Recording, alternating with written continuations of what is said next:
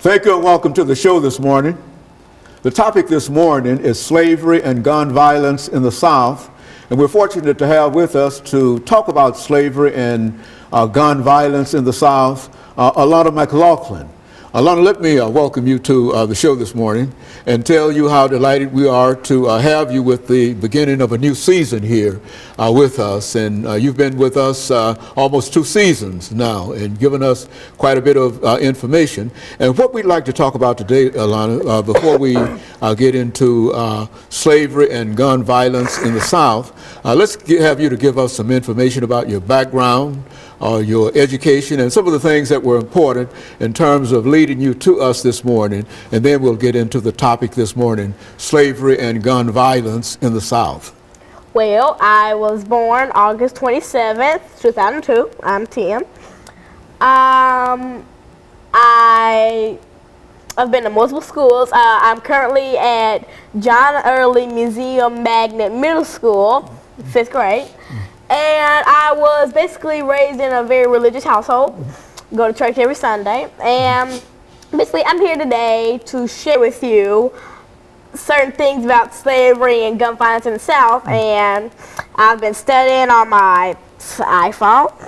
And, you know, that's basically And so you're ready to give us some information. Let's talk about that, Lana. As you indicated, the topic is slavery and gun violence in the South. You want to in the South, and we want to make sure that our audience understand that we are trying to deal with some of the real problems that we have in this country today, and that is with guns and violence. And we want to use slavery as an example of talking about some of the things dealing with gun violence in the South. And so let's start off by talking about the institution of slavery itself in the South.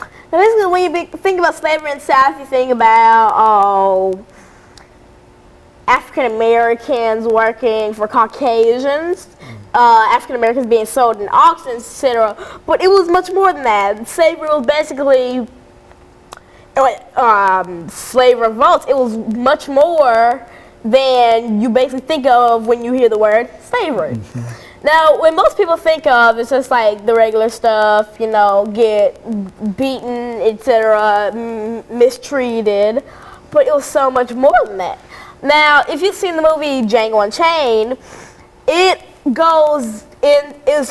was staged 2 years before the Civil War, and it's talking about a much deeper, much more gruesome part of slavery where if you try to run away, your life was over. And just much more gruesome, the things they used to do to African Americans back in those days. And basically, yeah. And so I think the way you try to tie this in is that the presence of slaves simply created a fear among the population, and that fear prompted this idea of gun violence. Is that what you're suggesting?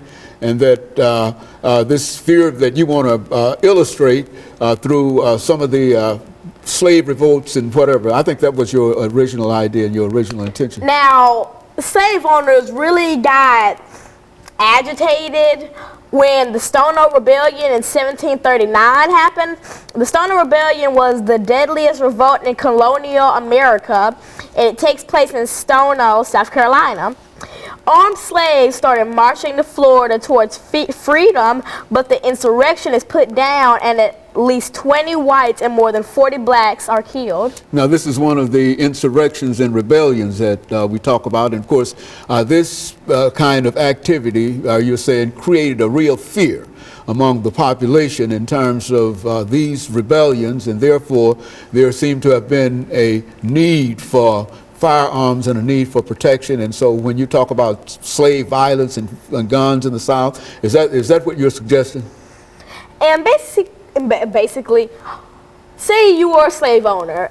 If you just experienced that turn of slave revolt, you saw all those slaves armed with firearms and guns, and you turn around to one of your slave workers, you at least have to think about, what if they did that to you? Now, the slave owners were scared for their lives, so they made it even more. So they they locked down the slaves. They made sure they had no weapons. They had less communication to other slaves. Okay, and of course, let us take this first commercial break, and we'll be back with our audience following this very, very short commercial break.